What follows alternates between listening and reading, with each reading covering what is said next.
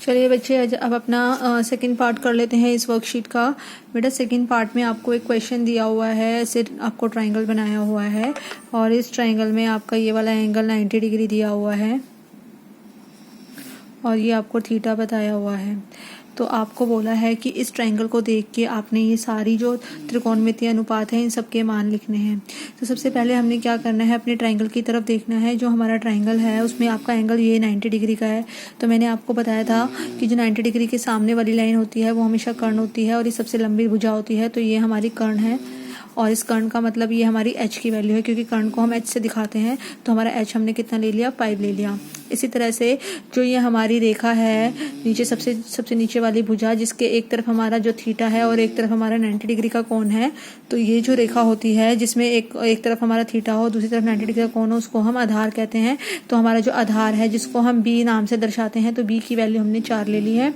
और उसके बाद जो हमारा ये जो थीटा है इसके ऑपोजिट जो लाइन होती है, बिल्कुल सामने वाली लाइन होती है, ठीक है। ये जो लाइन है, ये लाइन को हम हमेशा लंब कहते हैं। लंब को हम किससे दिखाते हैं, p से दिखाते हैं। तो p की वैल्यू हमारी कितनी हो गई, 3। तो ये कर्ण है, ये आधार है और ये हमारा लंब है।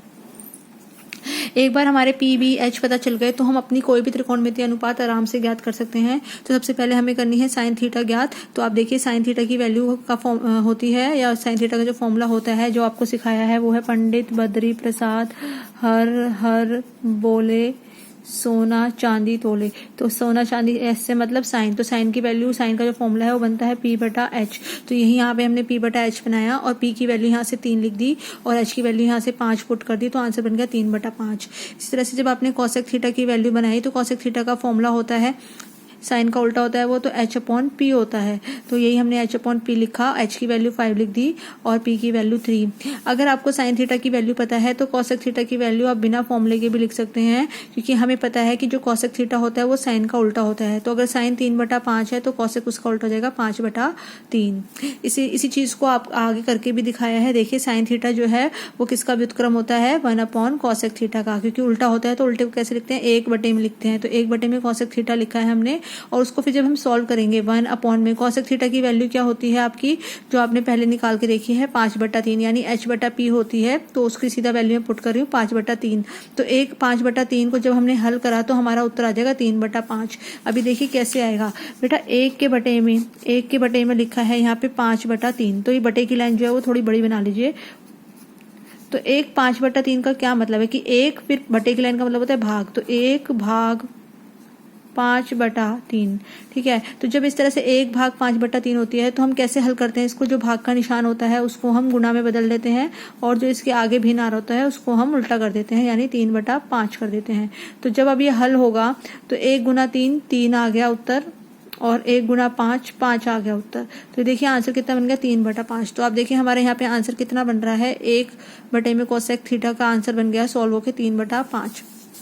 तो बेसिकली आपको यही दिखाने की कोशिश करी है कि साइन थीटा को जब आप फॉर्मूले से बनाते हैं तो भी आपका जो है आंसर 3/5 बना है, और साइन थीटा को जब आप 1/cosec थीटा करके सॉल्व करते हैं तो भी आंसर आपका 3/5 बना है। इस तरह से cosec थीटा को भी इन्होंने व्युत्क्रम के हिसाब से जब सॉल्व किया, 1/sin थीटा होता है क्योंकि साइन थीटा का उल्टा होता है cosec थीटा, तो 1/3/5 करा है। तो 1/3/5 करा तो उत्तर बन गया आपका 5/3, क्योंकि 1 के बटे में जब 3/5 को हल करोगे आप इसी तरह से करके देखोगे तो 5/3। तो आप ये याद कर सकते हैं कि 1 के बटे में कोई भी भिन्न होता है तो जब वो हल होता है तो वो उल्टा हो जाता है। जैसे 3/5 है तो पूरा 1 के साथ हल होकर क्या बन जाएगा, 5/3। इसी तरह से फिर आपकी cos थीटा की वैल्यू बताई है। cos थीटा की वैल्यू b/h होती है, तो b की वैल्यू पुट कर दी यहाँ से 4 और h की वैल्यू 5। इस तरह से आपकी सारी वैल्यू sec थीटा की निकाल के दिखाई है, cos थीटा की निकाल के दिखाई है, sec थीटा की दोबारा से निकाल के दिखाई है 1/cos थीटा करके। तो आपको जैसे ऊपर वाली लाइन में दोनों तरीके से साइन थीटा निकाल के दिखाया है, दोनों तरीके से cos थीटा निकाल के दिखाया है, ऐसे यहाँ पे cos थीटा निकाल के दिखाया है 2 तरीके से, और sec थीटा भी निकाल के दिखाया है 2 तरीके से। फिर हम आ जाते हैं अपनी tan थीटा की वैल्यू पे। tan थीटा का फॉर्मूला होता है p/b। तो p/b का मतलब है 3/4, क्योंकि p की वैल्यू कितनी है 3 और b की वैल्यू कितनी है 4। और cot थीटा tan थीटा का उल्टा होता है, तो सीधा आंसर लिख दिया 4/3। फॉर्मूला लिखना चाहो और फिर वैल्यू पुट करना चाहो तो वैसे भी कर सकते हो। ऐसे फिर जब tan थीटा को हमने व्युत्क्रम के हिसाब से सॉल्व करा, 1/cot थीटा के फॉर्मूले से सॉल्व करा, तो 1/4/3 आया, तो ये भी जो है आपका सोल्व होके आ गया 3/4। इसके अलावा बेटा यहाँ पे एक और जो एक्स्ट्रा चीज़ समझने की है वो ये है कि देखिए tan थीटा को sin थीटा बटा cos थीटा वाले फॉर्मूले से भी हल कर सकते हैं। sin थीटा का फॉर्मूला बटे में cos theta formula, sin theta का जो फॉर्मूले से आंसर आया था वो कितना आया था इस ट्रायंगल का 3/5, तो 3/5 ऊपर लिख दिया, और cos थीटा का जो आया था फॉर्मूले से आंसर वो आया था 4/5, तो बटे में 4/5 लिख दिया।